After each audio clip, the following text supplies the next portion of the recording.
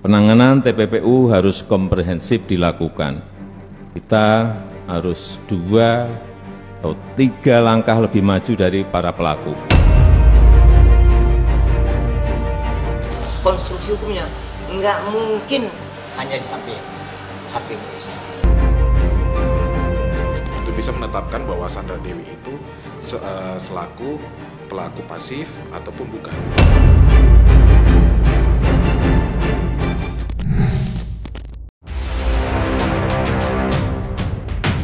Dugaan kasus mega korupsi PT Timah yang merugikan uang negara hingga mencapai 271 triliun rupiah tidak luput dari perhatian Presiden Joko Widodo. Baru-baru ini, mantan Gubernur Jakarta itu memberikan arahan pada penegak hukum, tidak terkecuali Kejaksaan Agung, agar satu langkah lebih maju untuk mengaplikasikan pasal pencegahan dan pemberantasan tindak pidana pencucian uang atau TPPU terhadap para pelaku kejahatan. Arahan orang nomor 1 di Republik ini mendapat apresiasi dari sejumlah kalangan, mengingat di saat bersamaan kinerja Kejaksaan Agung sedang menjadi sorotan tajam, lantaran dianggap lamban dalam menuntaskan kasus korupsi PT Timah yang menyeret sejumlah artis. Lantas, seperti apa kata praktisi hukum dan penggiat anti korupsi menanggapi hal tersebut? Penanganan TPPU harus komprehensif dilakukan. Kita harus 2 atau 3 langkah lebih maju dari para pelaku dalam membangun kerjasama internasional, dalam memperkuat regulasi dan transparansi, dalam menegakkan hukum yang tanpa pandang bulu, serta pemanfaatan teknologi ini yang penting. Oh iya. Halo Pak Presiden, kan sudah jelas ya untuk teman-teman dari cumi-cumi bahwa sesungguhnya yang terjadi di negara ini tentu yang lebih tahu itu Presiden. Apakah itu karena dalam lingkup kinerja Kejaksaan Agung yang adalah pembantu atau anak buahnya Presiden langsung, maupun yang dilakukan oleh pihak kepolisian, karena itu adalah pembantu atau anak buahnya Presiden langsung. Yang mungkin berbeda ketika yang melakukannya adalah Komisi Pemberantasan Korupsi. Jadi kalau untuk bahwa Pak Presiden Jokowi memberikan warning tadi pagi ya, bahwa persoalan perampasan aset dan atau benda dari kejahatan-kejahatan, memang yang disampaikan Presiden Jokowi itu benar. Karena sejujurnya kalau kita mau detail menangani atau melihat kasus ini tidak cukup di Harvey dan tidak cukup hanya di Robert. Ini ada beberapa korporasi besar, bahkan korporasi yang lahir rata-rata di era tahun 1970 yang terlibat di lini paling layar belakang. Jadi kalau menurut kami apa yang dikatakan oleh Pak Presiden Jokowi, sepertinya beliau sudah mendapatkan data yang sahih bahwa perusahaan-perusahaan ini terlibat, orang-orang politisi ini terlibat. Kemudian berbagai bentuk modelnya ini mereka sudah pegang, Pak Presiden sudah pegang. Kalau kami melihat bahwa ini salah satu bentuk dukungan Presiden Jokowi kepada Pak Jaksa Agung, kalau kami melihat dari sisi positif. Sama tadi jawabannya, sebenarnya bebas saja mana yang mau diduluankan dalam proses persidangannya. Yang penting adalah berkasnya udah cukup. Nah itu lagi tergantung dari pihak penegak hukum gitu. Yang meyakinkan bahwa keyakinan terkait kasus ini bisa diproses kepada persidangan yang dimana antara ini kasus TPPU atau kasus korupsinya. Sepanjang itu bisa jadi adalah Pak Jaksa Agung menunggu arahan dari Pak Presiden Jokowi yang tadi pagi. Presiden kan menambah beberapa hari dengan cara Zoom. Nah, mungkin di situ ritmenya dari mulai Senin itu agak landai atau cenderung malah turun. Sementara masyarakat yang menjadikan pemberitaan infotainment ini kan jam demi jam, malah menit demi menit. Artinya tingkat kepedulian mereka terhadap informasi tinggi. Nah ini mungkin ritmenya yang tidak ada persamaan antara pihak pemerintah di satu sisi dengan publik, netizen plus 62. Harapan kita itu yang terjadi.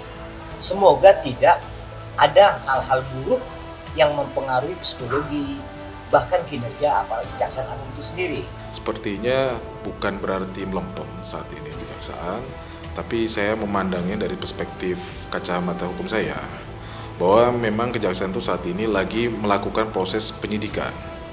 Dalam arti proses yang dimana harus melengkapi segala sesuatu bukti dalam suatu perkara. Mungkin saat ini masih ingin mencoba dalam proses investigasinya. Nah, nanti ketika sudah semua kebuka, nanti akan barulah timbul titik terang yang sangat menderang. Pastinya Kejagung dalam bawah naungan Pak Burhanuddin pasti tidak mungkin dia serta-merta kasus yang dipaksakan. Jadi pada prinsipnya kita berharap agar perbedaan pemahaman cepat dan atau lambat kinerja itu bisa dituntaskan oleh Pak Jaksa Agung mungkin di minggu ini. Bisa jadi artinya dalam suatu kinerja ada pengumpulan atau model untuk rehat. Setelah sebelumnya mungkin RD-nya sangat besar, ditambah titik situasinya adalah ketika ini libur panjang gitu yang mereka alami. Semoga tadi juga pemikiran bahwa mereka itu mengambil napas panjang untuk kemudian cepat menyelam timbul pada satu titik tertentu yang kita tidak bisa duga. Lambannya Kejaksaan Agung dalam menangani kasus korupsi PT Timah yang konon dilakukan secara sistematis dengan melibatkan korporasi mendapat kritikan pedas dari publik. Belakangan tersiar sebuah isu yang menyebut jika suami Sandra Dewi, Harvey Muiz, dijadikan tumbal dalam kasus mega korupsi PT Timah. Isu pun mulai berkembang liar lantaran kinerja Kejaksaan Agung yang dianggap lamban dan mandek. Tidak ada tersangka baru yang diumumkan. Mengingat sebelumnya Kejaksaan Agung rajin melakukan pemeriksaan terhadap sejumlah saksi, tidak terkecuali pada artis Sandra Dewi. Lantas seperti apa praktisi hukum menanggapi isu tersebut? Kalau tumbal itu dalam hukum pasti tidak ada. Dan dalam hukum, pasti setiap penegak hukum itu menetapkan suatu tersangka atau pelaku itu berdasarkan bukti. Itu tadi, 2 alat bukti. Nah, saat ini pasti mereka sudah memiliki. Nggak mungkin serta-merta si AM langsung ditangkap tanpa ada bukti, tidak mungkin. Kalau untuk terkait 2 orang ini kan sebenarnya pada intinya sama aja dengan pelaku-pelaku yang sebelumnya. Karena pada intinya saat ini belum ditetapkan yang dimana tersangka ataupun dalam arti bukan tersangka ya, tapi pelaku utamanya dalam satu kasus hukum ini. Nah, itu kan nanti bisa diputuskan saat di persidangan. Kalau persepsi-persepsi itu bisa jadi dipahami publik, kalau menurut kami kasanah ya. Ini pengkayaan pemikiran, pengkayaan keingintahuan, dan mungkin pengkayaan untuk pengawal. Bisa jadi memang sampai Harvey Muiz. Sebenarnya kalau untuk saat ini, secara pendapat saya pribadi, pasti tidak akan berhenti di HM. Pasti akan berkembang. Karena saat ini, pastinya penegak hukum lagi memproses dalam proses penyidikan. Itu. Dalam arti, belum ada namanya ketok palu dari penegak hukum bahwa berapa total semua pelaku dari kasus PT Timah Tbk ini. Kalau saya pribadi, saya tidak. Karena kalau kita lihat ya secara logika, kasus yang dimana ini terblow up sebesar ini, nggak mungkin serta-merta penegak hukum yang kita berharap banyak pada salah satu penegak hukum ini, malah mereka melakukan sesuatu hal yang blunder. Menurut saya tidak.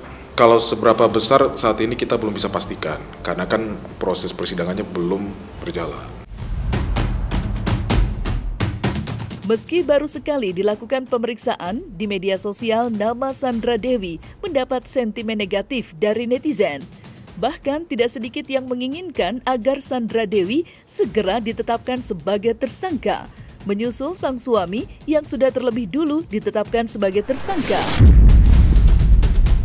Dan yang menarik, tidak hanya status tersangka yang menjadi perdebatan, tetapi juga pasal yang nantinya akan disangkakan pada Sandra Dewi.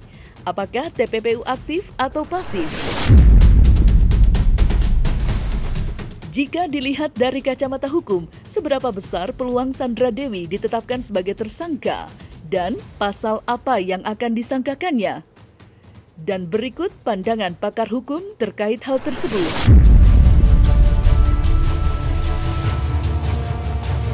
Ini menarik. Kalau untuk terkait Sandra Dewi ya, karena kita harus lihat dulu rangkaian dulu dalam proses TPPU itu panjang kali, karena harus melibatkan instansi independen, misalnya kayak PPATK, ya kan. Otomatis kita harus nge-tracing terkait aliran dananya benar nggak. Misalnya salah satu contoh adalah pesawat pribadi, apakah benar itu sumber uangnya adalah dari Harvey Moise yang dimana dialokasikan dari kasus dari yang lagi berjalan ini. Nah, itu kita harus tracing juga, apakah mungkin itu adalah pinjaman dari PT itu ownership-nya. Kita kan belum tahu sampai saat ini gitu. Jadi itu untuk pembuktian itu panjang banget untuk bisa menetapkan bahwa Sandra Dewi itu selaku pelaku pasif ataupun bukan gitu dalam kasus TPPU. Kita juga bingung ya, karena kan Sandra Dewi sama Harvey Moise itu kan suami istri. Apakah ini sebagai kewajiban dia suami memberikan haknya Sandra Dewi? Kita tidak tahu, ya kan? Nah itu, dan juga dalam arti aliran dananya benar atau tidak. Nah itu yang kita harus benar-benar pastikan, karena kan mungkin teman-teman masyarakat kan tidak memahami secara detail ataupun belum memahami, karena saat ini kan masih di dalam tahap kejaksaan. Kalau memang itu terbukti bisa kena, tapi kalau memang itu terbukti bukan sumber dana atau source of money yang diberikan dari Harvey Moise kepada Sandra Dewi adalah uang dari kasus itu, ya nanti tidak bisa kena. Itu kembali lagi rangkaiannya seperti apa. Dalam arti kita lihat akar sumber uang yang dikasih sama Sandra Dewi itu, apakah memang Sandra Dewi sendirilah yang memiliki uang? Kan kita nggak tahu dari pemberian itu yang diberikan sama Harvey Moise, ya kan? Misalnya dibelikan satu emas berapa kilo, mungkin memang Sandra Dewi kita tahu dia artis saat ini, ya kan, dan dia juga punya penghasilan. Ya mungkin nanti bisa dibuktikan lah di persidangan, kalau memang ada nanti disertakan aja. Justice Collaborator kan bisa, GC kan bisa nanti.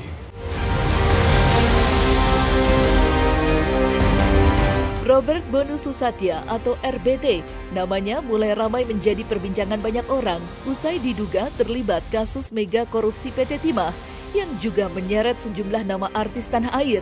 Sebut saja suami Sandra Dewi, Harvey Moise, dan Crazy Rich Helena Lim. Dan yang juga tak luput menjadi perhatian, Kejaksaan Agung sampai dengan hari ini belum memutuskan status hukum pada RBT, meski berulang kali sudah dilakukan pemeriksaan. Ada apa dengan Kejaksaan Agung? Dan seperti apa praktisi hukum menanggapi hal tersebut?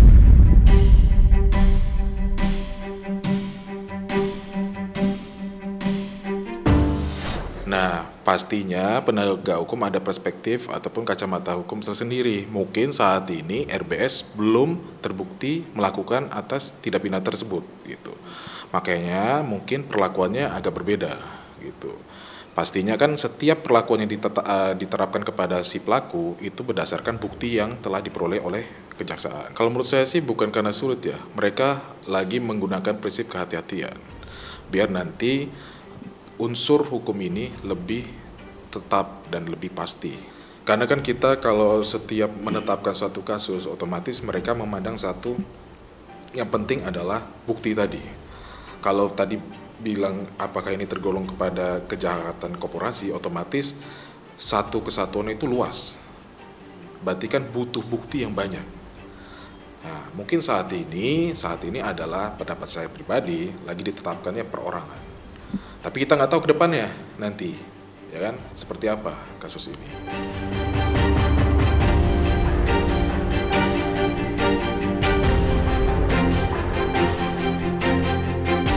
Nah, selesai sudah Cumi Lovers, saksikan terus Cumi Camp In-Depth, kabar lengkap, mendalam, dan akurat dari narasumber terpercaya. Dan jangan lupa untuk like, subscribe, dan juga share channel YouTube Cumi Cumi.